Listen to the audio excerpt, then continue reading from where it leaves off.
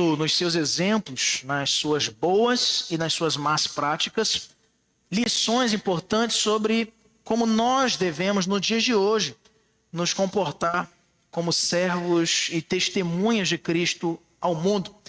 E nós vimos, então, 3 importantes personagens, você vai lembrar comigo. O primeiro foi Enoque, o homem que andou com Deus, trasladado pelo próprio Senhor, tendo em vista a sua integridade num mundo que nós vamos chamar aqui de pré-diluviano, o mundo antes do dilúvio, que era extremamente corrupto, assaz, violento e degenerado por si só. Deus ali se entristece com a humanidade e revela a Noé o seu plano para a destruição da criação. Entretanto, decidindo assim com a família de Noé reestruturar a criação. E assim foi feito. Você conhece a história com a construção da arca e com esta família dando continuidade a toda a humanidade após o retroceder das águas. Depois vimos o exemplo de Noé, também muito próximo aí do tempo de Enoque também. Vimos ali a sua integridade, ele como pregador da justiça. E finalmente na semana passada nós vimos o exemplo de Sara, a esposa de Abraão, como uma mulher temente ao Senhor e que também falhou, e com isso nos ensinou algumas importantes lições sobre como não devemos nos comportar diante do Senhor, rindo das promessas dele, e do contrário, devemos depositar nossa confiança no Senhor, pois o que ele promete, ele cumpre. Pois não é homem para que minta, nem filho do homem para que se arrependa. E hoje, queridos, nós vamos falar de um personagem que a gente muitas vezes vai colocar fora de um olhar correto de cronologia. O que é isso? Eu explico.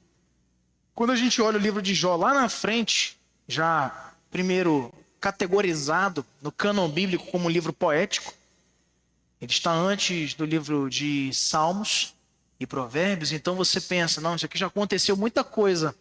Mas provavelmente o livro de Jó, ele ocorre nos primeiros eventos da história da humanidade, lá nos primórdios.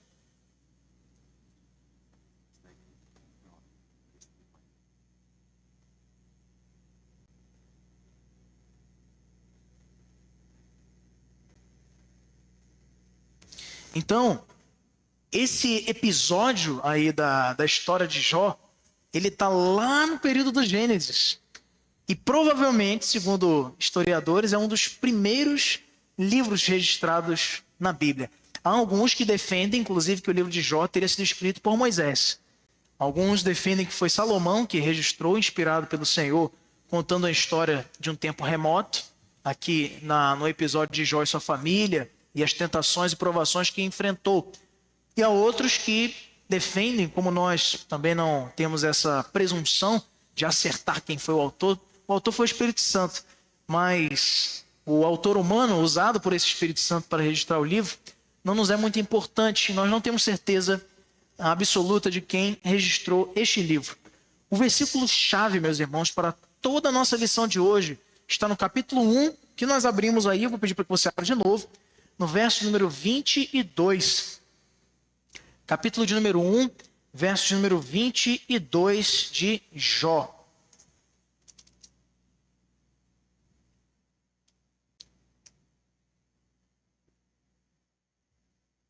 Diga amém se você já encontrou. Vamos ler todos juntos. Em tudo isto, Jó não pecou, nem atribuiu a Deus falta alguma.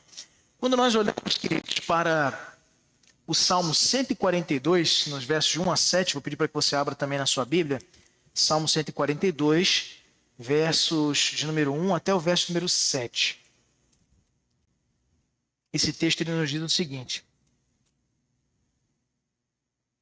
ao Senhor ergo a minha voz e clamo. Com a minha voz suplico ao Senhor. Derramo perante ele a minha queixa, à sua presença exponho a minha tribulação. Quando dentro de mim me esmorece o espírito, conheces a minha vereda. No caminho em que ando me ocultam uma armadilha. Olha à minha direita e vê, pois não há quem me reconheça, nenhum lugar de refúgio, ninguém que por mim se interesse. A ti clamo, Senhor, e digo, tu és o meu refúgio, o meu quinhão na terra dos viventes. Atende o meu clamor, pois me vejo muito fraco. Livra-me dos meus perseguidores, porque são mais fortes do que eu. Tira a minha alma do cárcere, para que eu dê graças ao teu nome. Os justos me rodearão quando me fizeres esse bem. Esse salmo aqui já de um outro homem de Deus, Davi, mas que reflete muito um pouco do sofrimento enfrentado por Jó aqui na sua trajetória. O alvo principal, queridos, do nosso estudo é mostrar como é possível você desenvolver a piedade na prosperidade, quando você está bem, quando tudo vai, não é, no azul, quando tudo está perfeitamente íntegro na sua vida, mas também na adversidade e em situação de extrema necessidade, inclusive física, como enfrentou também este grande servo de Deus. A nossa lição fala sobre Jó, um homem justo num universo diabólico. Ao terminarmos a lição de hoje, você terá três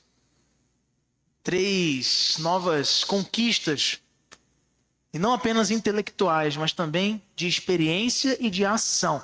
A primeira é o conhecimento, é saber. E saber o quê? Vamos ler todos juntos. Estudar como personagem histórico real. Nós vamos ver aqui, queridos, que Jó não é uma alegoria. Jó, ele não é uma parábola. Jó, ele não é uma novela, como defendem os teólogos liberais. Nós cremos na literalidade de Jó. E nós vamos ver por quê na lição de hoje. O segundo objetivo nosso é o sentimento. Após recolhermos para as nossas vidas esse conhecimento, nós vamos também ser capazes de quê? Desenvolver a piedade em todas as circunstâncias. Jó ele não foi piedoso e justo e também reto e íntegro só no momento em que tudo estava bem. Ele foi reto e íntegro quando tudo lhe foi tirado. E a gente vai também aprofundar essa gravidade ou a dramaticidade das perdas que Jó teve. Em terceiro lugar, depois de conhecer isto e ser capacitado a desenvolver essa piedade, você vai ser desafiado à ação, a sair daqui, como nas portas do nosso templo nós registramos, saia para servir, servindo, sendo uma testemunha de Cristo aonde quer que você esteja. De que forma? Imitar os bons exemplos de Jó, replicá-los na vida cotidiana. O objetivo máximo, queridos, quando Deus colocou no nosso coração estudarmos personagens da Bíblia, nesse primeiro trimestre do ano de 2025, na nossa EBD, olharmos para esses exemplos, não apenas para, olha, que bom homem foi Jó, ou então, que grande exemplo temos em Sara, em Enoque, em Noé. Não, nós queremos olhar para esses exemplos e nos estimularmos a praticar o que eles praticaram também. E com muitas outras vantagens que eles não tinham, como a palavra de Deus concretizada para nós, a revelação dele finalizada. Eles tinham que caminhar com uma fé não registrada. A sua fé, ela sobrepujou a nossa nesse contexto, pois foram salvos crendo no Cristo que viria, crendo nas promessas de Deus que ainda iriam se cumprir. E morreram muitos deles, como diz o autor aos Hebreus, ainda sem verem ou testemunharem com seus próprios olhos o cumprimento das suas promessas. Mas nós já temos o testemunho inerrante e suficiente para o alimento da nossa fé, que é a palavra de Deus. Então, nós temos algo que eles não tinham e por isso a nossa caminhada se torna ainda mais indesculpável quando negligenciamos com a imitação desses bons exemplos, que na realidade, como Paulo costumava referir nas suas cartas, a imitação de bons exemplos nada mais é do que olhar o exemplo principal daquele que imitou em primeiro lugar, que é Cristo. Paulo não disse, imitai a mim porque eu sou muito reto, sou muito honesto, eu sou um grande homem de Deus. Ele diz, sede meus imitadores, como também eu sou de Cristo. Se você precisasse dizer isso a alguém hoje, você teria essa credibilidade de dizer a alguém: imite a mim, sem nenhuma preocupação, pode imitar, porque eu imito a Cristo. É uma reflexão que nós precisamos sempre fazer e olhar para esses exemplos do Antigo Testamento, sobretudo nessa revista, vão nos ajudar muito, queridos, a sermos inspirados a obedecer ao Senhor em tempos difíceis, como aqui também Jó precisou obedecer no seu contexto. Esse mapa, queridos, ele nos ajuda muito a compreender a terra ali onde Jó se localizava. Essa terra de Uz. Esse primeiro elemento aqui eu quero dizer para você que é uma das primeiras referências da historicidade do livro de Jó. Porque, veja, quem já leu aí o conto do Mágico de Oz? Ou já assistiu algum filme, alguma coisa sobre isso? Levanta a mão. Mágico de Oz. E as Crônicas de Nárnia? Tá, vamos lá. Deixa eu pensar aqui. Oi? Pinóquio? O Hobbit, boa. Pronto, aí do Tolkien, né? Quem já assistiu essa saga aí? Senhor dos Anéis, o Hobbit? Ninguém? Pronto. Aí agora tem mais gente, né, Aline? Gente, nessas histórias eles dizem assim, porque o Klingon da Terra-média foi para a cidade de Ananindeua. É assim que eles falam lá? Hein? Aí diz assim, porque passou lá o guardião da torre do rei, não sei das quantas, e passou em Massachusetts. Tem esses nomes nesses filmes? Eles colocam o nome de verdade, eles colocam nomes fictícios. É a Terra-média do Império de Klingon. Eu tenho uma dificuldade particularmente, abre parênteses, nesses filmes, porque eu não consigo. No meio do filme eu já esqueci todos os lugares, do Cavaleiro, da Espada, de Osbots, da trilha de Poseidon, aí eu já não sei mais nada. Chega no final, né, a Bíblia é mais categórica nisso, né, mais simples na sua narrativa. Mas olha só, gente, porque se Jó fosse um livro fictício, por que ele ia empregar o nome de cidades existentes? Pense comigo. Não é o comum que assim aconteça nesse gênero literário. Embora eu possa poetizar em cima disso. Usar da estrutura linguística, como o Jó vai usar muito aqui no registro do seu livro, ou melhor, o autor do livro de Jó, que nós não sabemos, pode até ter sido ele também, que vai usar da hipérbole, o exagero, muitas vezes colocando expressões, sobretudo quando ele, a partir do capítulo 12 em diante, vai começar a indagar a Deus: por que, Senhor, o que está acontecendo comigo? Não é? Aí ele vai usando de ferramentas linguísticas, mas isso não necessariamente significa que seja um livro fictício. Ele cita aqui uma cidade que existe no mapa, como você pode ver aí, Uz. Isso aí está no capítulo de número 1, logo no versículo de número 1. Havia um homem na terra de Uz, cujo nome era Jó, homem íntegro e reto, temente a Deus e que se desviava do mal. A terra de Uz, como está aí no mapa, ficava ao sul de Edom e a oeste do deserto da Arábia, região deserta que se estende ali para o leste e chegava até a Babilônia. Era uma região no mundo antigo marcada pela agricultura, por criadores de animais, como eram os edomitas, descendentes de Esaú, e também os amonitas, descendentes de Amon, dos tempos bíblicos. Para muitos historiadores, o nome de Jó é apenas um personagem que vai servir de título para um livro. Mas essa opinião não tem consistência, como ressalta aqui a nossa revista, e encontra respaldo teológico para que afirmemos que sim, Jó existiu, foi um personagem, um servo de Deus. E por que não tem consistência essa defesa de que ele é só um personagem fictício? Porque ele é mencionado em outros livros da Bíblia. E é isso aí, a gente vai na referência cruzada, que testifica a validade da existência de um indivíduo na história. É assim que os historiadores comprovam que existiu Pompeia, que existiu um imperador, um grande rei na Grécia Antiga, que existiu um imperador em Roma, porque hoje não tem ninguém vivo para dizer, não, esse cara existiu mesmo. Como é que se recolhe isso? Documentação, investigação, escritos, obras, e você vai reunindo essas evidências, bom, esse cara existiu mesmo. Tem aqui muitas fontes, elas estão se conversando e elas têm fidedignidade. Por que na Bíblia muitas vezes a gente não emprega esse mesmo método? Parece que para a Bíblia a regra é maior.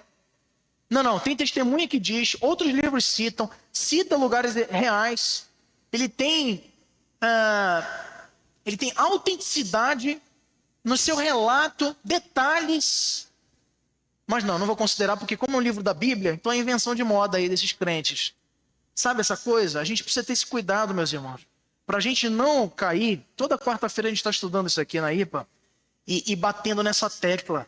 A gente sim tem evidências para defender a nossa fé, não precisa ficar toda hora dizendo, faz o seguinte, se você não crê, porque isso aqui é uma matéria de fé, eu não vou discutir com você. Não discuta mesmo, porque não é para ficar gastando o nosso tempo indevidamente com vãs discussões. Entretanto, saiba que não é só uma matéria de fé. É uma matéria de fé. Você vai crer na Bíblia sem ninguém ter te dado nenhuma evidência disso. Por quê? Nós somos eleitos, nós somos salvos pelo Senhor. Mas para o mundo, em defesa da nossa fé, nós temos, meus irmãos, muitas evidências, muitas ferramentas para mostrar, por A mais B, que a Bíblia é um livro digno de confiança. E a história de Jó, portanto, é verdadeira. Porque a região onde ele estava ali é verdadeira. Os personagens citados são verdadeiros. E para finalizar essa introdução, eu queria abrir com você em Ezequiel 14:14. Vou pedir a nossa irmã Eni Campos que leia para a gente. Ezequiel 14, e aí os versos 14, 18 e 20. Ezequiel 14, 18 e 20.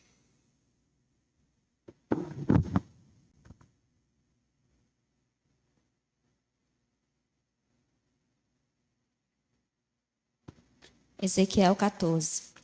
Ainda que estivessem no meio dela estes 3 homens, Noé, Daniel e Jó, eles, pela sua justiça, salvariam apenas a sua própria vida, diz o Senhor Deus.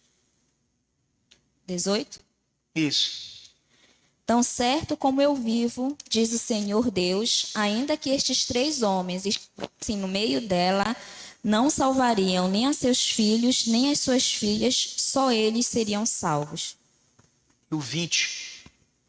Tão certo como eu vivo, diz o Senhor Deus, ainda que Noé, Daniel e Jó estivessem no meio dela, não salvariam nem a seu filho, nem a sua filha. Pela sua justiça, salvariam apenas a sua própria vida. Depois, do seu lado aí, a nossa irmã Aline Sá vai abrir para a gente na carta de Tiago, capítulo 5, verso número 11.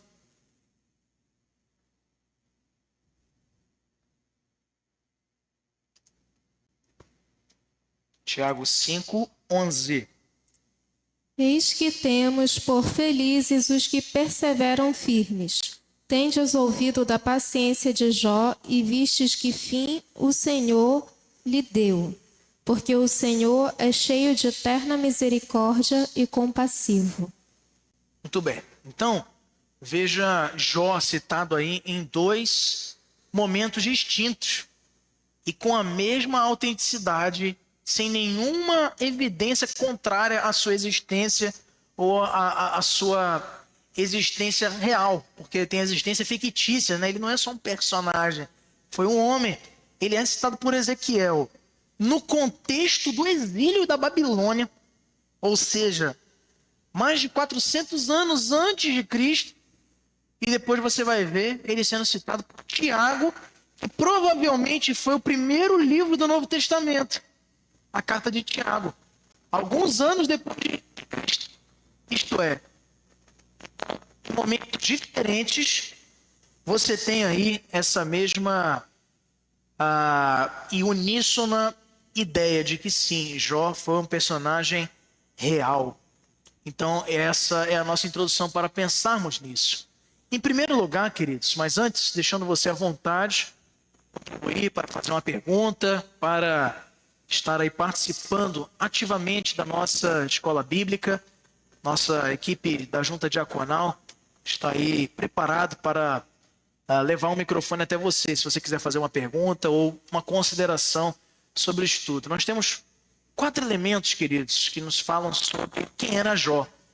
A gente já sabe que ele foi um personagem de verdade, mas o livro de Jó, ele explora profundamente quem ele era, no tocante ao seu caráter. Isso é uma coisa que marca a vida de um homem ou de uma mulher de Deus. O homem de Deus, a mulher de Deus, ele não é ou ela não é, eles não são conhecidos pela roupa que vestem, pelos títulos acadêmicos, pela profissão que desempenham. Isso tudo são marcas absolutamente irrelevantes quando se busca discriminar um servo do Senhor. O servo do Senhor é conhecido pelo seu caráter. Ontem estávamos lá na reunião do presbitério da nossa região metropolitana de Belém e depois eu vou passar algumas informações para a igreja de como foi a nossa participação juntamente ao presbítero Oswaldo, que é o representante do nosso conselho. E encontrei lá casualmente, na igreja presbiteriana de Belém, com um irmão que recentemente foi eleito presbítero naquela igreja e bateu nas minhas costas assim, enquanto estávamos lá no plenário do nosso presbitério. Falou: pastor Gabriel, que bom lhe encontrar aqui, me deu um abraço. Eu nunca imaginava que aquele irmão era um presbítero e da igreja de Belém, pois tinha encontrado com ele 2 dias antes da nossa reunião, no Ministério Público, onde eu trabalho, e ele é um promotor de justiça. Um homem com gabarito, um homem com uma história, um agente do Estado, não é? Como um membro do Ministério Público, promotor de justiça. E lá ele é um presbítero e eu sou um pastor. Olha só que interessante. Então, não chama a atenção aqui dentro o que você é lá fora. O que chama a sua atenção e deve chamar a sua atenção lá fora também é a sua conduta. Veja que o livro aqui não fala, não, porque Jó, ele menciona aqui a sua prosperidade, mas as marcas de quem Jó era, que são mais sobressaltadas no livro de Jó, são as marcas da sua integridade. Em primeiro lugar, um homem íntegro e reto. No capítulo de número 1, vamos voltar lá para Jó 1, capítulo de número 1, verso de número 1, ele vai dizer: havia um homem na terra de Uz, cujo nome era Jó, homem íntegro e reto.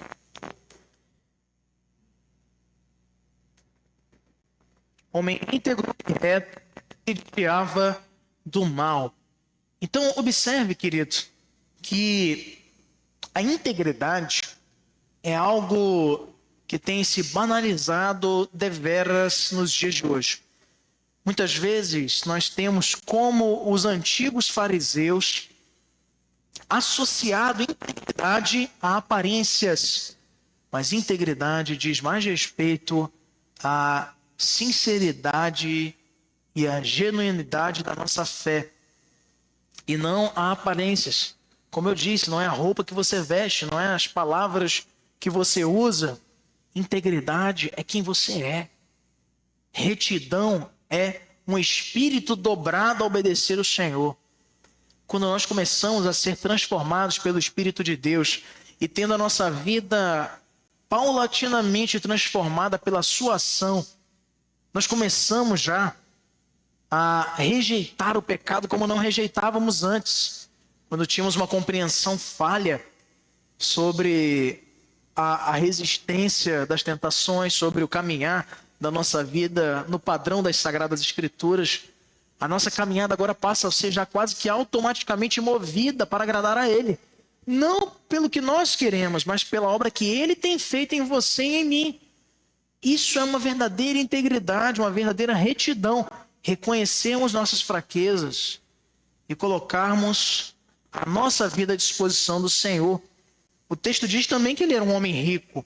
Ele diz no verso 10 que ele possuía 7.000 ovelhas, 3.000 camelos, 500 juntas de bois e 500 Jó, no caso, não é?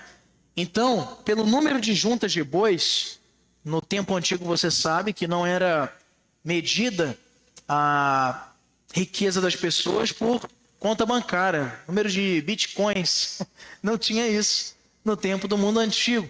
Então se contava a riqueza de alguém pelas suas posses. Quem assistiu aquela novela O Rei do Gado? Né? Do Bruno Mendes. Clássica, né? Essa novela é clássica. E ela apresentava, informava nessa característica, né? Não, é o Bruno, a fazenda do Rei do Gado, tem tantas cabeças de bois. De vez em quando é muito menos frequente do que já foi. Você ainda ouve esse tipo de colocação. Não, fulano fazendeiro tem não sei quantas cabeças de bois, né? E naquele tempo era assim que se media a riqueza de um homem. E aqui se coloca então, pelo número de juntas de bois, nós podemos calcular, hipoteticamente, ou especular as áreas que seriam lavradas com abundantes colheitas de cereais. Se ele tinha gado, ele tinha também plantações. Então você já começa a aumentar o lastro de riqueza desse homem, que era um detentor de terra, se era também um homem próspero. O texto diz também, queridos, que ele tinha uma numerosa família. Outra coisa que tem se perdido nos dias de hoje, né? O desejo por famílias numerosas. E lá no capítulo de número 1, verso 2, diz assim: nasceram-lhe 7 filhos e 3 filhas. Então ele tinha 10 filhos, né? Ao todo aí, na sua família, além da sua esposa também. Então, veja uma outra característica. Muita gente, inclusive, há quem defenda isso, né? Acredite se quiser.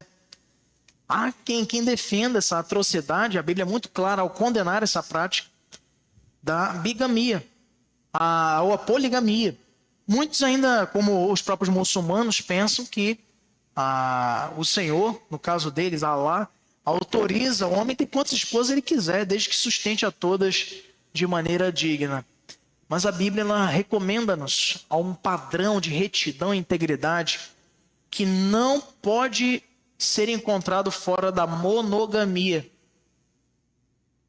Foi assim desde o princípio com Adão e Eva, foi assim também no contexto de Jó. E Jó aqui, embora fosse um homem muito rico, ele não seguiu os passos de também grandes homens de Deus que cederam a estes pecados, como o próprio Davi, que tinha um harém, como o próprio seu filho Salomão, e outros grandes homens de Deus que tinham mais de uma esposa e assim feriam este princípio do casamento monogâmico. Ele, embora tivesse muitas posses, ele não tinha grandes haréns como outros possivelmente tinham na mesma época em que ele viveu. A sua religião, a sua devoção ao Senhor, ela era tão verdadeira, ela era tão genuína, que ele não se permitia a praticar a poligamia. Esse é um outro fator interessante. Tinha os seus filhos com a sua única esposa. E o texto de Jó, lá na frente, ele vai trazer-nos uma oração dele ao Senhor, se lamentando, e dentre tantas coisas que ele fala, ele pede que o Senhor guarde os seus olhos para que seja fiel à mulher da sua mocidade. Gente, que bonito, que inspirador olharmos para um homem certamente já maduro, pedindo a Deus que guardasse os seus olhos de ser tentado para então incorrer em algum tipo de infidelidade contra a sua esposa. Em quarto lugar, você vê também que ele era um sacerdote familiar. Essa é a característica que também nos marca em relação a quem Jó era. No verso 5, e que também é muito citado pela nossa União Presbiteriana de Homens, aí no Momento Jó, né, que eles praticam para orar pelos filhos, diz assim: decorrido o turno de dias de seus banquetes, chamava Jó seus filhos e os santificava. Levantava-se de madrugada e oferecia holocaustos segundo o número de todos eles, pois dizia: talvez tenham pecado os meus filhos e blasfemado contra Deus em seu coração. Assim o fazia Jó continuamente.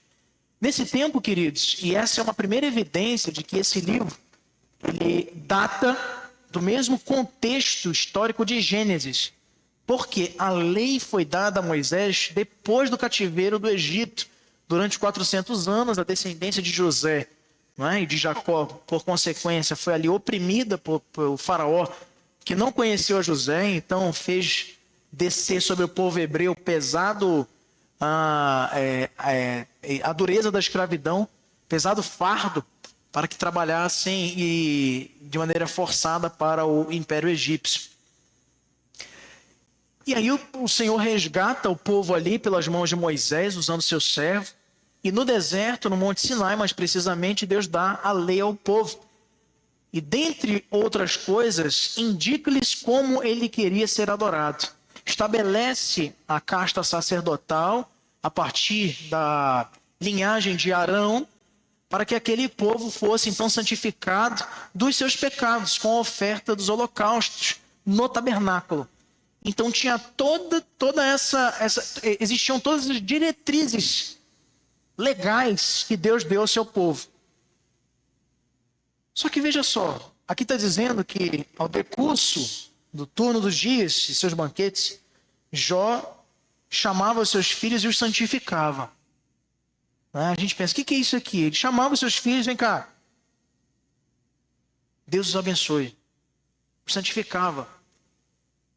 E levantava-se de madrugada, agora já não está mais na presença deles, e oferecia ofertas, holocaustos, segundo o número de todos eles. Isso mostra duas coisas, queridos. Primeiro, essa evidência que eu já disse para vocês, que o livro de Jó é remoto, está no tempo do Gênesis, antes da lei. A segunda coisa é que a lei, ela não é o papel. A lei é a vontade de Deus.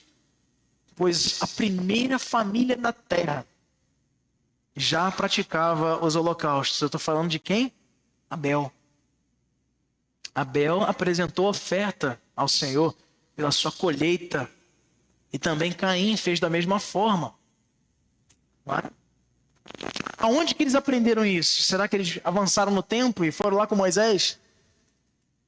Deus já tinha dado em maneira oral ao seu povo a sua lei. Tem um detalhe que a gente não percebe. Quando Adão e Eva, ao pecado, a ação de comerem do fruto que o Senhor havia proibido que comessem, o fruto da árvore do conhecimento do bem e do mal, eles são penalizados com a sua saída do jardim. Por que eles saem do jardim? Porque eles não eram mais dignos de estar lá? Também. Mas principalmente porque o texto explica lá em Gênesis capítulo 3, quando fala da queda, porque eles poderiam ser tentados a comerem da árvore da vida e, portanto, serem imortais. Deus concedeu uma pena a eles, antes que eles pecassem, dizendo: não coma, porque quando vocês comerem, certamente morrerão. E eles obedeceram. Então vamos lá. Quando eles pecam, eles reconhecem a sua própria nudez. Eles andavam nus e não se percebiam, porque eram perfeitos. Isso era uma filigrana. Não tinha o menor interesse deles explorar esse detalhe, porque eles estavam num padrão máximo de santidade. Mas, ao incorrer na desobediência ao Senhor, eles perceberam a sua nudez e buscaram folhas de oliveira para se cobrirem. E aí, queridos, quando pegar folhas de árvores, né, para se cobrirem. E o texto diz que quando eles saíram do jardim, o Senhor fez para eles roupas de peles de animais. Quem acha aí que tinha uns animais que ficaram andando pelados agora por causa disso? Será que ele tirou só a pele e o animal continuou vivo? O animal foi o quê? Sacrificado. Foi imolado. E por que isso? Porque ali Deus já os ensinou de uma das doutrinas mais importantes, que muitas vezes é negligenciada pela igreja, que é a doutrina do pecado. O pecado, ele gera para o pecador o quê? Uma consequência. E a consequência do pecado é a morte. Paulo vai falar sobre isso lá na carta aos Romanos. O salário do pecado é a morte. É a paga do pecado. Todo pecado contra o Senhor, que é totalmente santo, gera uma consequência. E Deus mostra a sua misericórdia para com os nossos primeiros pais, dizendo: era vocês que deviam ser imolados, mas sobre este animal vai recair a culpa daquilo que vocês fizeram, apontando para o que seria concretizado muito tempo depois em Cristo.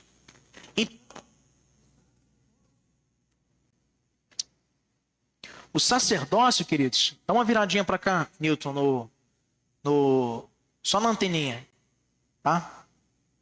Isso, obrigado. O sacerdote, ele não foi instituído por Moisés, pela ordem de Arão, de Levi. Ele foi, desde o princípio, uma prática apontando para a necessidade de reparação dos erros que cometemos. E que Jó, além de ser um homem justo e íntegro, se preocupava em oferecer holocausto pelos seus filhos, mas com um grande detalhe aqui que nos ajuda a entender também quem era Jó e a sua preocupação. O texto diz, no verso número 5, o seguinte: que ele se levantava de madrugada, oferecia holocausto segundo o número de todos eles, pois dizia: talvez tenham pecado os meus filhos e blasfemado contra Deus em seu coração.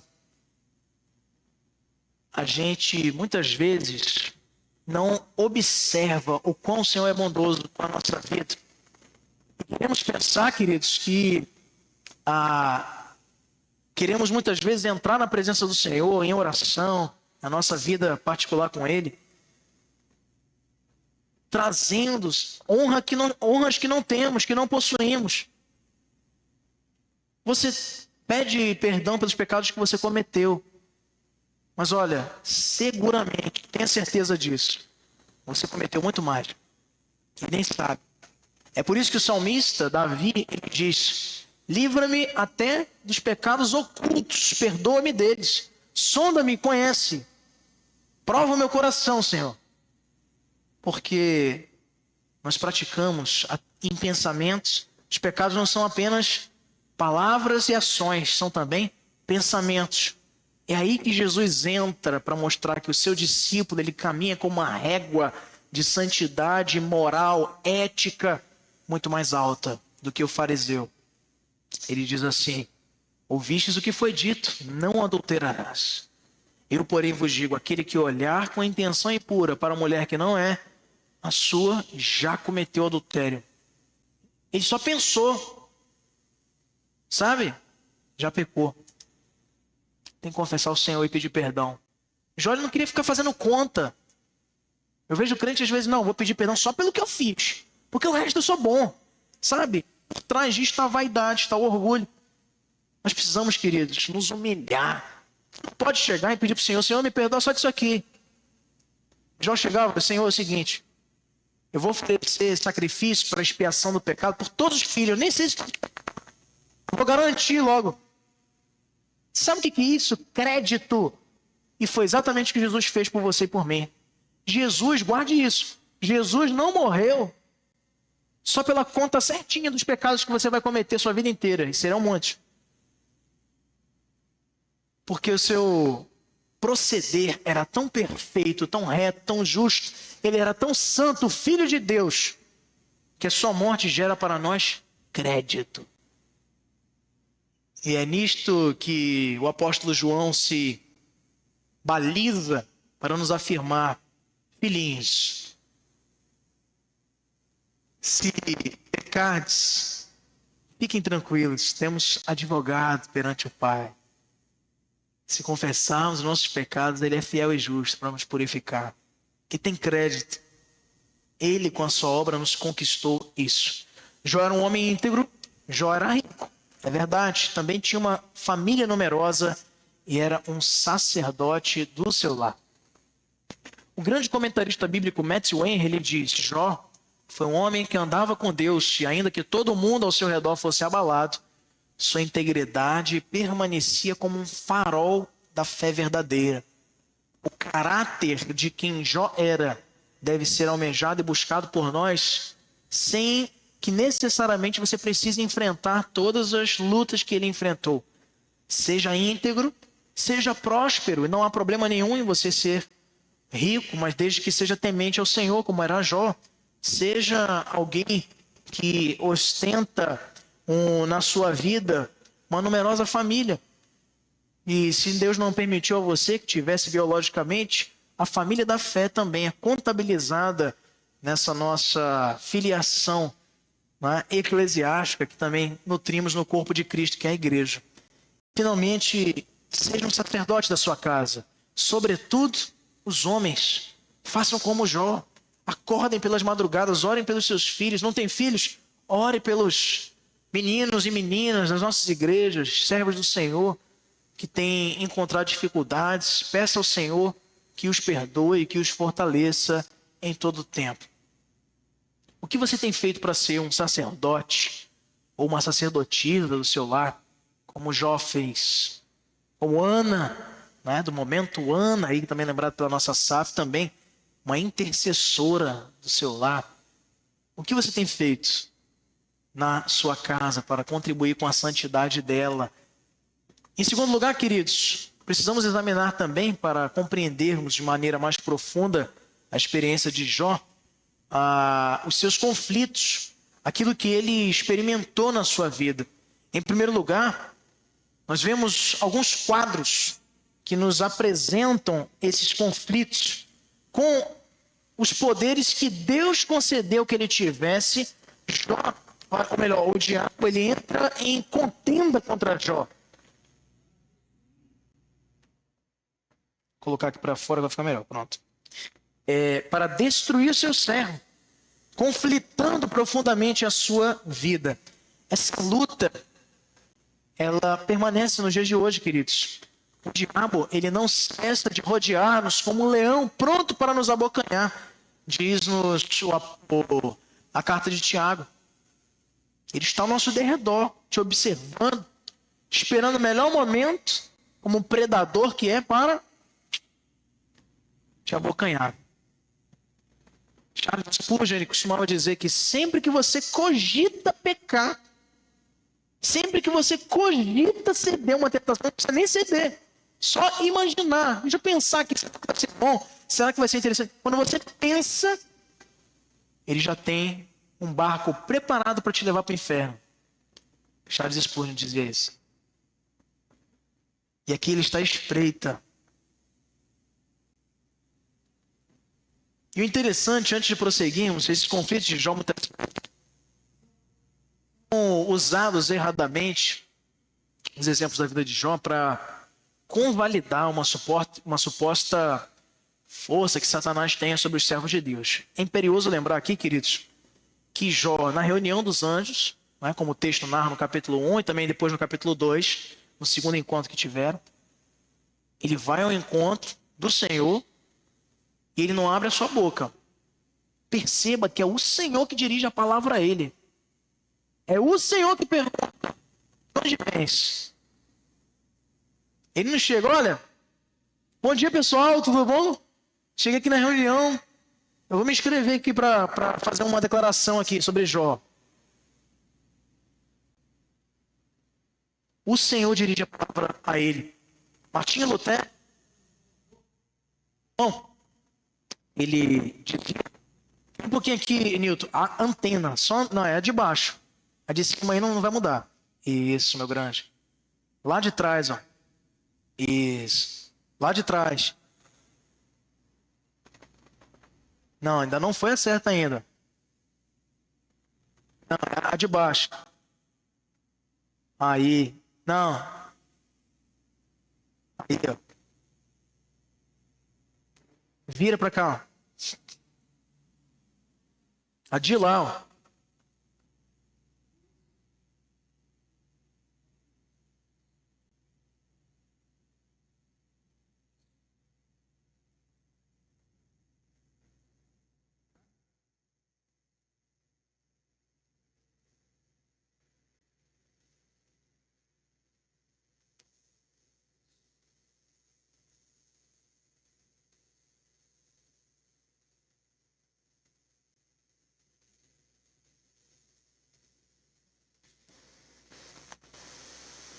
som. Ei, pronto.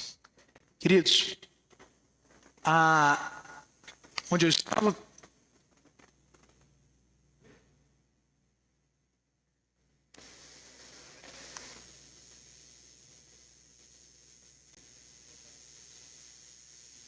Ei, som.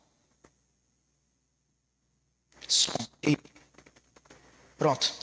Então, gente, Jó, aliás, Martinho Lutero, pronto, ele costumava dizer o seguinte: Satanás, ele não tem força nem poder para agir na vida de ninguém deliberadamente. Ele é como um cachorro raivoso que quer atacar os verdadeiros servos de Deus, é verdade, mas todas as suas ações só acontecem, só são levadas a efeito se autorizados pelo Senhor.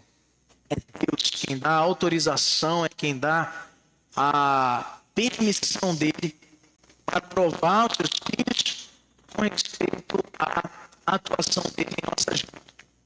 E aqui, queridos, nós vemos no exemplo de Jó exatamente o mesmo exemplo.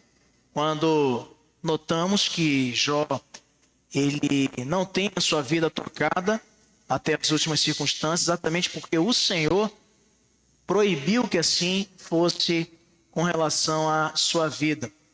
Então, mesmo com todos os seus poderes aí permitidos por Deus, o diabo ele contende para destruir, conflitando profundamente a sua vida. E aí essa luta que nós observamos, ela se desdobra em 5 quadros. 5 quadros de provações. São 2 catástrofes e uma doença que ele vai enfrentar nesses quadros. Quadro 1, eles levam os seus bois. Lembra lá no começo, quando nós falamos da sua prosperidade medida pelo seu gado?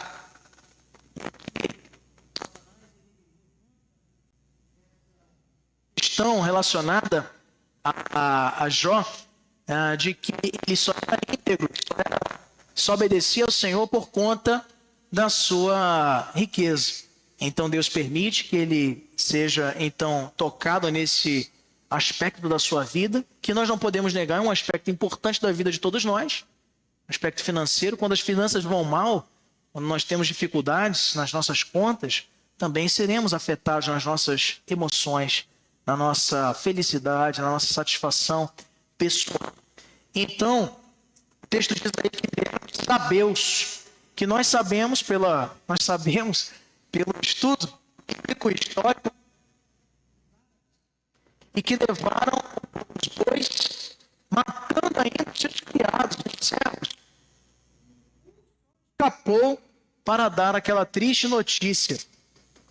Nós vemos lá no capítulo 1, verso número 15. Veja comigo. Capítulo 1, verso número 15. De repente, e os levaram e mataram aos servos a fio de espada. Só eu escapei para trazer-te a nova. Interessante então esse registro.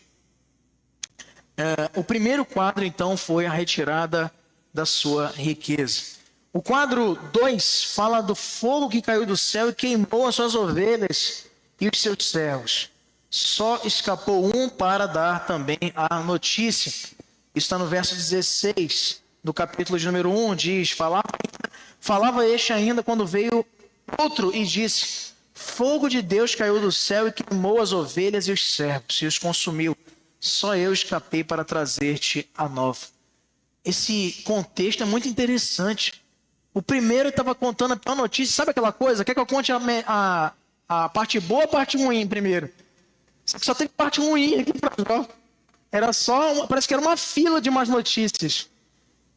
Também você já ouviu esse ditado popular, né? Que esse senso comum popular de que quando uma coisa começa a dar errado, um monte de outras vão acontecer em sequência. Quando quebra o micro-ondas, aí dá problema na geladeira, e também o fogão não acende mais, aí o ar-condicionado dá pau, aí tudo começa a dar errado, né? Parece aquele texto lá que não tem nada a ver com isso, é um outro contexto espiritual, Quando o salmista diz, né, um abismo chama outro abismo. Parece que a gente vai caminhando muitas vezes nessa maré negativa, né, que é resultado de uma compreensão muito supersticiosa dos cristãos evangélicos brasileiros. Nós somos, queridos, governados pelos acontecimentos, energias negativas, essas bobagens. Nós estamos governados por um Deus que é soberano e tem o controle da história, de todos os detalhes da vida de cada um de nós. A população mundial, bilhões de pessoas, e Deus conhece cada um de nós pelo seu nome, pelas suas características, como conheceu aqui a Jó, e diz a Satanás: de onde vens? De rodear a terra e passear por ela. Viste o meu servo Jó? Olha só. A gente pensa às vezes que Deus é um chefe de RH, que só conhece seus filhos por um número, por uma característica específica, pois ele nos conhece pelo nome. Veja, segundo quadro, fogo cai do céu e termina de... Porque veja, a primeira notícia, mataram os bois. Acho muito ruim isso aí. Mas então eu vou me reerguer, vou encontrar uma saída. Aí, ainda falava este, diz o verso 17, quando veio o outro e disse... Aliás, no verso 16... Falava este ainda quando veio o outro e disse: fogo de Deus caiu do céu e queimou as ovelhas. E isso aqui também é um detalhe muito interessante que a gente não podia deixar de explorar, que a gente pensa que a gente é assolado somente pelo ímpio. Os sabeus vieram, tomaram de assalto e mataram os seus bois, no verso 15. Mataram os servos a fio de espada. Aí no verso 16 vê assim: caiu fogo do céu. Foi Deus. Deus mesmo promoveu uma provação grande na vida do seu servo. Quadro 3. Mas 3 bandos de caldeus deram em cima dos camelos. Levaram-nos, mataram os criados, só escapando um para contar a história. Verso 17. Depois, no quadro 4, nós vemos a sua família sendo também assolada. Ventos fortes derrubaram a casa onde faziam um delicioso banquete, os filhos de Jó. Quantos filhos Jó tinha, que a gente viu? 10. 7 homens e 3 mulheres. E um vento impetuoso deu nos 4 cantos da casa, derrubando, matando a todos, só escapando um servo para dar a notícia.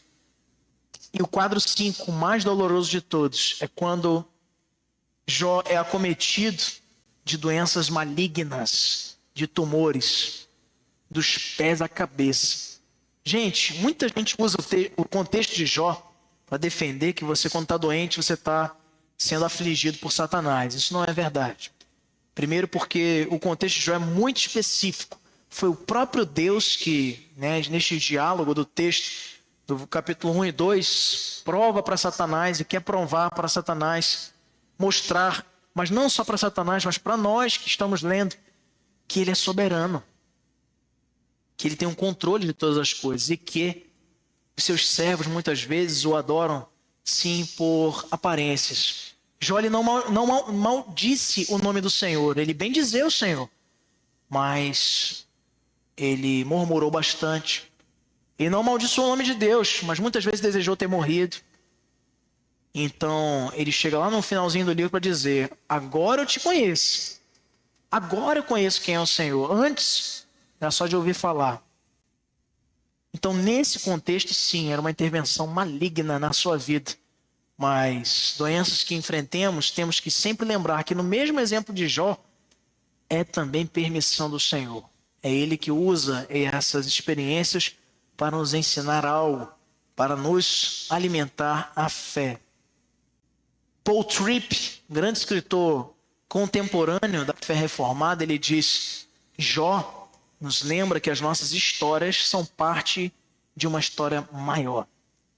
A nossa vida não se resume só a quem nós somos. Como Jó pensava: Senhor, por que eu, Senhor? Tanto ímpio, Senhor. Senhor, por que, Senhor? Comigo uma doença, uma dificuldade. Tanta gente ruim. Os amigos deles, não é? Acusando, dizendo: isso aí está acontecendo porque você roubava das viúvas. Isso aí está acontecendo, Jó, porque você é negligente com a família. E a gente já pregou sobre esse texto do livro de Jó aqui, mas uma outra oportunidade podemos explorar melhor também, como que nessas horas a gente encontra esses amigos da onça, né? Em vez de nos consolar, de trazer conforto, de dizer, meu irmão, você está atravessando essa dificuldade tão triste, tão lamentável, mas console-se no fato de que o Deus de todo o universo está dirigindo os seus passos, está cuidando de você. Não temas, pois não, tem amigos que dizem, isso é culpa tua. Bem, quase dizendo isso, né?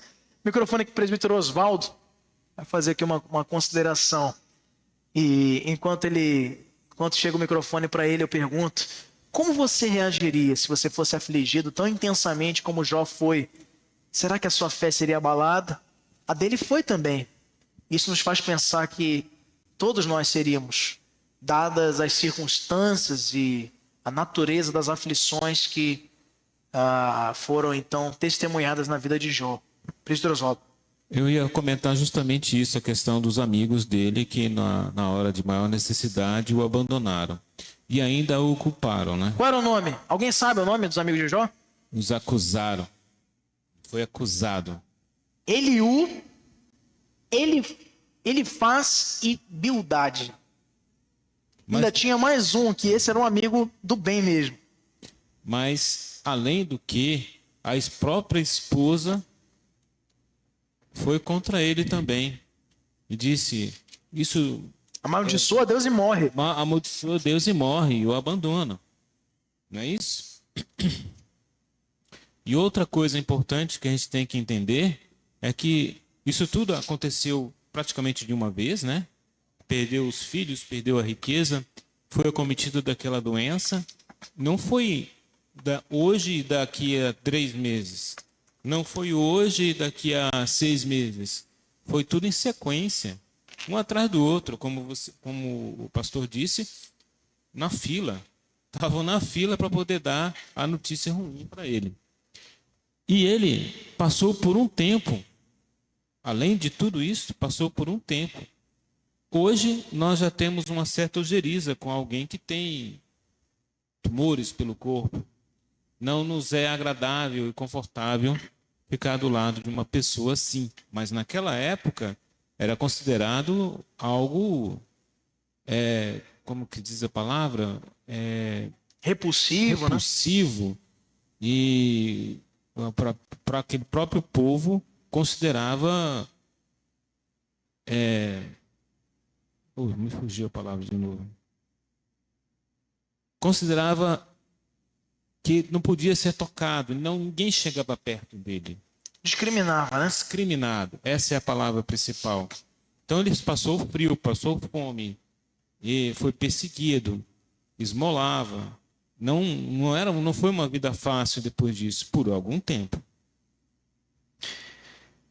Meus irmãos, lidar com doenças difíceis exigem de nós uma fé robusta, verdadeira.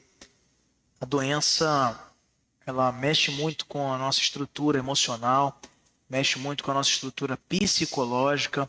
É por isso que a medicina moderna, enquanto isso o microfone vai ser levado para a nossa irmã Silene, vai fazer também uma consideração ou uma pergunta. E é por isso que a medicina moderna, ela não se foca mais apenas na parte medicamentosa. Ela engloba diversas áreas de conhecimento, sobretudo no tocante à saúde emocional. Quando alguém vai fazer um tratamento oncológico, ele é submetido a consultas com o psicólogo, e ele faz acompanhamento, essa pessoa é acompanhada continuamente com terapia, porque não é fácil lidar com esse tipo de notícia, sobretudo de doenças incuráveis, né? Como no caso aqui de Jó, no livro que estamos examinando. Então, como você reagiria? Nós precisamos nos perguntar isso e olhar para Jó e entender também a nossa fragilidade, a nossa humanidade. Entender que nós não somos nada, nós somos pó. Muitas vezes nos ousamos achar que somos alguém e na fila de um tratamento, o rico, o pobre, o graduado, o iletrado, o que tem uma família muito bonita, o que não tem família nenhuma, são todos iguais. Todos são mortais. Tem uma música do João Alexandre que diz isso. Todos são iguais. Diante dele não existem grandes ou sobrenaturais. Todos hão de ver todo o seu poder. Céus e terras, homens e anjos se dobrarão diante do Rei. Uma música muito bonita. Todos são iguais. Pode falar a irmã Silene. Pastor, o livro de Jó me fez estar aqui hoje, né? Porque eu convivo com uma enfermidade há 30 anos, quem me conhece sabe. E quando eu estava passando por aquele momento difícil ali, e eu teve força de pegar minha Bíblia e ler, e eu comecei a meditar no livro de Jó. E eu dizia assim, Senhor, se ele que era reto e íntegro passou por isso, porque eu que não posso passar por isso, né? Então isso me fez me fortalecer, né? E tudo que eu passei, e hoje ainda passo, porque quem tem problema nos ossos é uma dor, ainda mais nessa época de frio, né?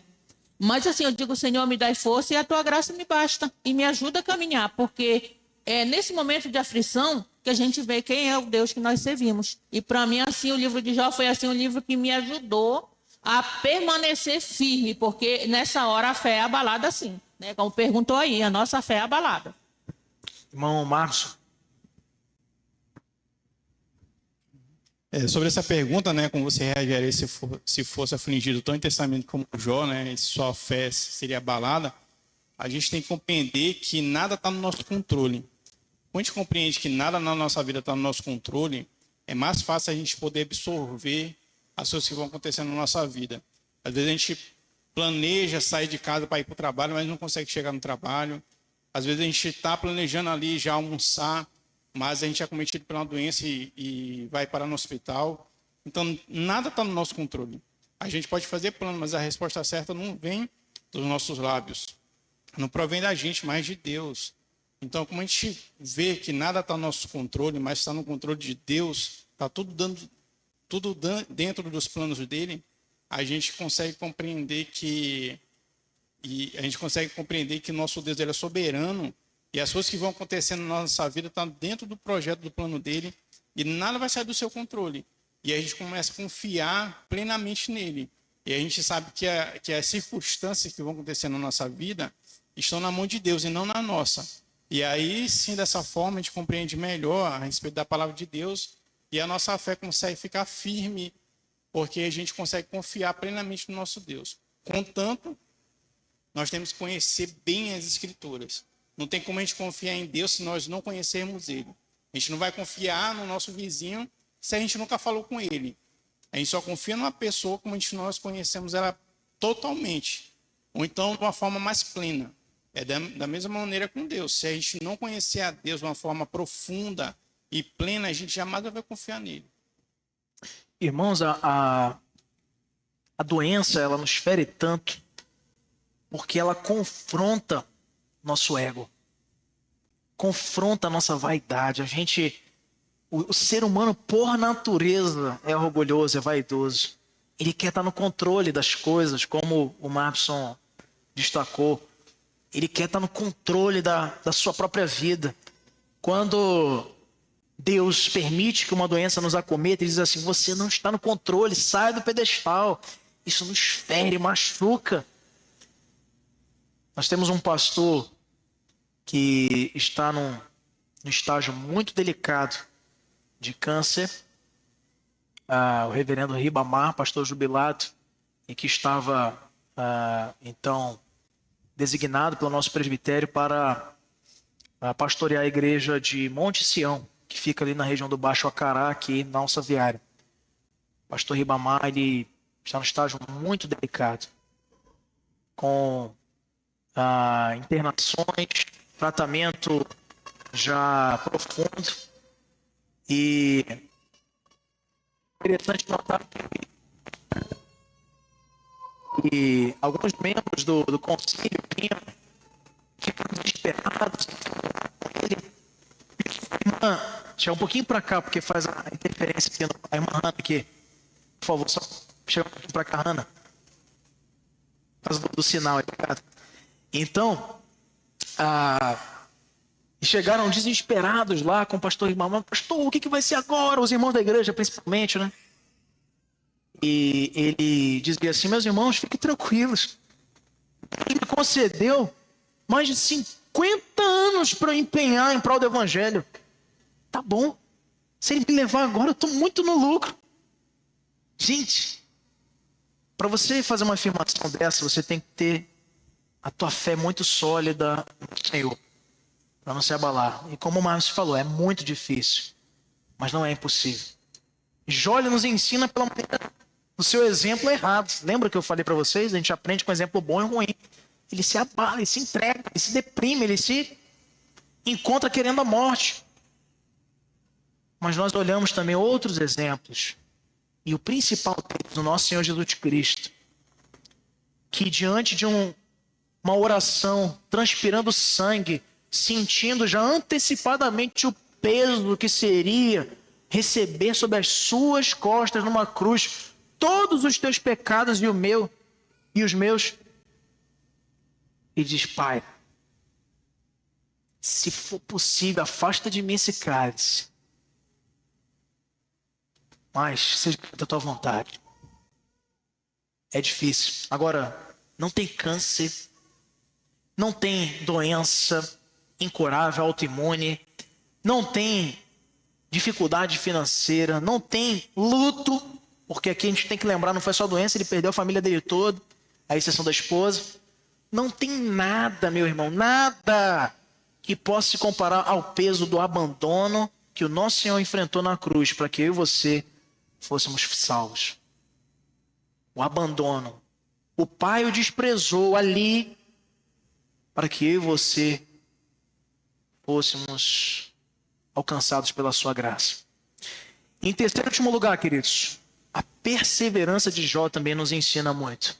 Jó perdeu tudo, mas ele conservou a sua fé em Deus. No capítulo 1, versos 21 e 22, que é um dos belíssimos textos desse livro, ele diz: então Jó se levantou, rasgou seu manto, rapou a sua cabeça e lançou-se em terra e adorou. E disse: nu saí do ventre da minha mãe, e nu voltarei. O Senhor o deu e o Senhor o tomou. Bendito seja o nome do Senhor.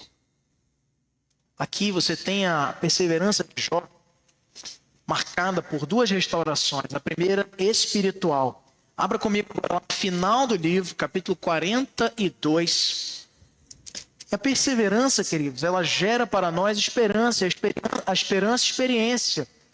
Como diz lá o apóstolo Paulo, na carta aos Romanos. E a perseverança, ela redunda no fato de que os nossos olhos testemunharão Deus restituindo-nos, não como a gente quer, mas como Ele planeja a nossa vida. Restitui primeiro espiritualmente.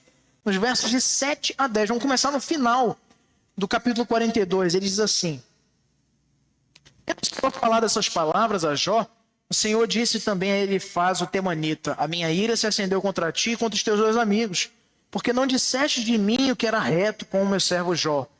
Tomai, pois, 7 novilhos e 7 carneiros, e ide ao meu servo Jó, e ofereci holocaustos por vós. O meu servo Jó orará por vós, porque dele aceitarei intercessão, para que eu não vos trate segundo a vossa loucura, porque vós não disseste de mim o que era reto, como o meu servo Jó. Então foram Elifaz, o temanita, e Bildade, o suíta, e Zofar, o naamatita, e disseram como o Senhor lhes ordenara, e o Senhor aceitou a oração de Jó. E no verso 10, mudou o Senhor a sorte de Jó, quando este orava pelos seus amigos, e o Senhor deu-lhes o dobro de tudo quanto antes possuíra. A elevação de Jó como um grande líder, lembrado depois em Ezequiel, lembrado depois em Tiago, como vimos aqui na nossa introdução. O espiritual de Jó foi muito maior do que a sua elevação material. Ele foi restituído também dos bens que lhe foram tirados. Mas enquanto ele orava, Deus restaurou a sua sorte. E a segunda restauração é a material. Está nos versos de 11 a 17. Então vieram a ele todos os seus irmãos e todas as suas irmãs, todos quantos dantes o conheceram, e comeram com ele em sua casa, se condoeram dele, O consolaram de todo o mal que o Senhor lhe havia enviado. Cada um lhe deu dinheiro e um anel de ouro. Assim abençoou o Senhor o último estado de Jó mais do que o primeiro, porque veio a ter 14.000 ovelhas, 6.000 camelos, 1.000 juntas de bois e 1.000 jumentas. Também teve outros 7 filhos e 3 filhas. Chamou o nome da primeira Genima, e da outra Késia, e o da terceira Queren-Apuc. E em toda aquela terra não se achavam mulheres tão formosas como as filhas de Jó, e seu pai lhes deu herança entre seus irmãos. Depois viveu Jó 140 anos e viu a seus filhos e aos filhos de seus filhos até a 4ª geração. Então morreu Jó, velho e farto de dias. Aqui, o pastor Hernandes Dias Lopes, na sua pregação, as teses de Satanás, ele, falando sobre o livro de Jó, ele ressalta esse detalhe aqui, hermenêutico, do escritor do livro de Jó, ressaltando no último capítulo que ele recebe em dobro tudo que tinha no primeiro. Se você voltar para o capítulo 1, você vai ver que ele tinha 500 juntas de bois, não é? Ele tinha tudo, vai ser dobrado aqui. Vamos lá para o capítulo 1. Aí diz assim, vamos lá, ó. Possuía 7.000 ovelhas, 3.000 camelos, 500 juntas de bois e 500 jumentas. E aqui você vê sendo dobrado todo o seu patrimônio a partir do verso número 12, quando diz: agora ele tem 14.000 ovelhas, ele tinha 7.000. 6.000 camelos, ele tinha 3.000. 1.000 juntas de bois, ele tinha 500. E 1.000 jumentas, ele também tinha 500. Aí, Hernandes Dias Lopes diz: também o Senhor dobrou o número de seus filhos. Ele tinha 7 filhos, homens, e 3 mulheres. E aqui o texto diz: também teve outros 7 filhos e 3 filhas. Aí você vai dizer: pastor, mas tem alguma coisa errada. Ele não dobrou, ele deu a mesma coisa que ele tinha antes. Hernandes Dias Lopes é fantástico quando ele destaca esse fato. Ele não tem agora só 10 filhos. Ele tem 10 na terra e 10 no céu. Deus dobrou. Ele não falha. Ele restituiu materialmente também o seu servo. O momento da transição da vida de Jó ocorreu quando ele orava pelos seus amigos. E o ponto alto da vida dele está no verso 10, quando diz: mudou o Senhor a sorte de Jó, quando este orava pelos seus amigos, e o Senhor deu-lhe o dobro de tudo o que antes ele possuía. Donald Arthur Carson, grande comentarista do Novo Testamento, ele diz: Jó é um exemplo de que a integridade diante de Deus não se baseia na ausência de sofrimento, mas na fidelidade em meio a esse sofrimento. Você confia plenamente que é o Senhor quem governa a sua vida nos bons e nos maus momentos? Em tempo de sofrimento, você costuma orar pelos outros, como fez Jó? Ou você só pensa nas suas próprias frustrações?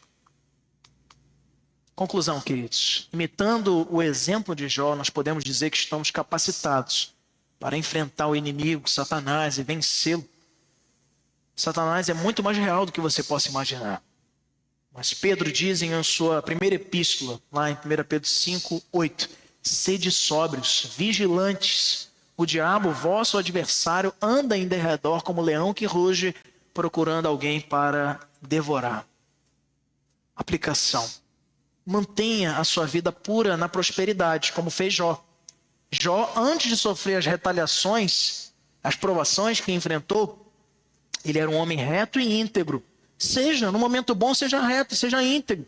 Geralmente tem gente que quando está bem se afasta de Deus. Aí quando está ruim, volta, precisando dele.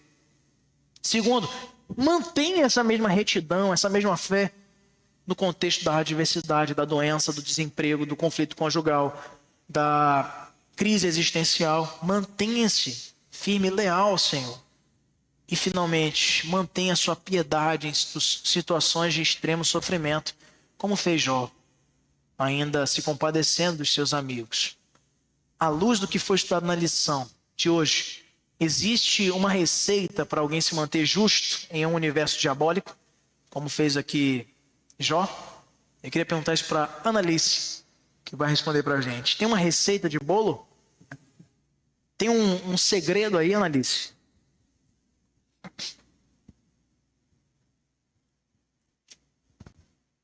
Bem, eu acredito que a receita é estar firme, né, com a palavra do Senhor para se manter de pé. Em meio às adversidades, né? Todos nós passamos nessa terra. Mas ele era sobre tudo firme. isso. Vamos pensar aqui, ó, junto. Mas é uma boa resposta. Vamos pensar aqui, ó, se manter firme, mas ele era reto. Sim. Mas é assim, no meio das adversidades das nossas vidas, a gente se pega a frustração conosco mesmo. Muito bem. Mas não que Deus tenha culpa. Porque Deus ele está no controle. É sobre isso que nós temos que pensar. Quando vem a adversidade em nossas mentes, né, nas nossas fraquezas, que a fraqueza está conosco e não em Deus. Deus é nossa fortaleza e temos que estar sempre firme na rocha. Por isso que a gente aprende, né, nas nossas escolas bíblicas que sobretudo a palavra. Então a palavra realmente a gente tem que vivenciar. Para quando vier a adversidade, a gente pensar nesses homens que fizeram parte da história, né? E para conosco hoje é sobretudo um ensinamento no qual a gente possa olhar e aprender e nos fortificar. Que é isso que a gente está aqui para aprender a palavra e viver, porque senão não adianta. Nós não vamos chegar na plenitude que é a morte. A morte não, a vida eterna, porque a morte todo mundo vai ter aqui nessa terra. Mas o que nos mantém de pé é essa proposta, né, que Deus nos faz. Alimentarmos da palavra, sermos certos, como Jó foi, e nada venha nos frustrar e nos abalar que Deus é culpado de algo. Não, nada disso. Deus não é culpado. Tudo. Deus é tudo para nós. Está no controle de tudo em nossas vidas. Amém. Então, a segunda parte do que a Annalise colocou, muito importante, é confiar na soberania do Senhor. Quando as coisas vão mal, Ele continua sendo Deus. Ele continua sendo Deus quando nada dá certo na nossa vida. Ele continua sendo Deus quando você está enfrentando problemas, perseguições. Ele não deixa de ser Deus quando você é laudado com um problema grave de saúde. Ele não deixa de ser Deus quando você se encontra em estado de abandono, com dificuldades emocionais. Ele continua sendo Deus. O microfone aqui para nossa irmã Michele, enquanto chega lá. O grande exercício espiritual que nós somos convidados a fazer, pelo exemplo de Jó, é esse. É entender que na hora da dificuldade, nós temos a quem recorrer, e é o nosso Deus, agindo diferente do que ele fez. Porque o primeiro passo de Jó, quando ele é acometido de uma grande provação, é olhar para quem? Para quem Jó olha? Quando ele é provado. Para quem ele olha? Hein? Para Deus? Não. Jó, quando ele é acometido da provação, ele olha para ele. Senhor, eu sou justo. Como pode, Senhor? Faz o seguinte, eu não vou questionar. Por que eu nasci? Para que o Senhor me trouxe para cá para enfrentar isso? Os porquês não são tão relevantes para o aumento da nossa fé do para quê. O porquê não interessa. O para quê sim, é o propósito, é a direção, é para onde Deus queria te levar. Deus queria levar a história do livro de Jó, queridos, não é do homem paciente, não é do homem perseverante, não é do homem muito reto, não é do homem brilhante e inspirador. A história do livro de Jó é uma história sobre Deus, sobre a sua soberania e sobre o seu trabalho na vida daqueles que confiam no seu nome, tirando-os de uma fé superficial e levando-os para águas mais profundas. Agora eu te conheci. Agora, depois de enfrentar perdas, depois de enfrentar luto, depois de enfrentar doença, depois de enfrentar toda sorte de coisas ruins na minha vida, agora eu te conheço. Quando a situação ruim acontece na tua vida, meu irmão, não olhe para você. Não olhe para a tua falsa justiça. Não olhe para a tua dignidade ilusória. Olhe para Deus. Olhe para o Senhor. E você assim vai se confortar. Sabe por quê? Ele não perde o controle da história. E nunca nos desamparará. Pode falar, Michele. Bom dia. Nessa situação, assim, a gente analisa na questão da vivência de Jó, ele se questiona, né, que ele era reto, justo e passava por isso, né, por essas tribulações. Então, às vezes a gente mesmo começa a se questionar, mas por que, Deus, eu estou passando por isso? Eu não mereço passar por isso. Mas o agir de Deus nunca é em vão, é o trabalhar dele na nossa vida, porque ele conhece o nosso interior e ele sabe o que não está enquadrado como ele gostaria que estivesse. Então, ele coloca coisas, situações na vida da gente para que a gente aprenda que é ele o dono da nossa vida. Então, é isso que eu queria falar, que às vezes acontece com a permissão de Deus, porque ele quer alinhar a pessoa para viver de acordo com a vontade dele. Era isso. Obrigado pela contribuição, minha irmã. Não existe um cenário mais proveitoso para Deus mudar o nosso coração que na mesa de cirurgia. Na mesa de cirurgia é muito bom. Deus mexe no nosso coração, transplanta, renova. E esse processo tem dor, tem luta. Mas tem galardão. E ele recompensou a Jó, também nos recompensará. Sem contarmos que já nos recompensou com muitas bênçãos em Cristo Jesus, pela salvação. Vamos ficar de pé, queridos. Agradecer a você que esteve conosco na nossa EBD, você que vai nos acompanhar no YouTube da IPA. Depois, siga nossas redes sociais, venha participar aqui conosco, presencialmente, vai ser ainda maior a bênção que vamos ter. Com o nosso grupo de louvor, vamos louvar o Senhor com o cântico final. Em seguida, eu quero que o microfone seja levado para a nossa irmã Socorro Santos, que vai nos elevar a Deus em oração, agradecendo pela nossa escola bíblica dominical de hoje e rogando a Deus que nos despeça na sua maravilhosa paz. A minha porção é o Senhor, diz a minha alma, portanto esperarei nele. Bom é o Senhor para os que esperam por ele, para a alma que o busca. Bom é aguardar a salvação do Senhor, e isso em silêncio. Como vimos, a paciência, a perseverança de um grande homem de Deus nos ensina também a colocarmos as nossas vidas e descansarmos no Senhor. Vamos cantar com o grupo de louvor.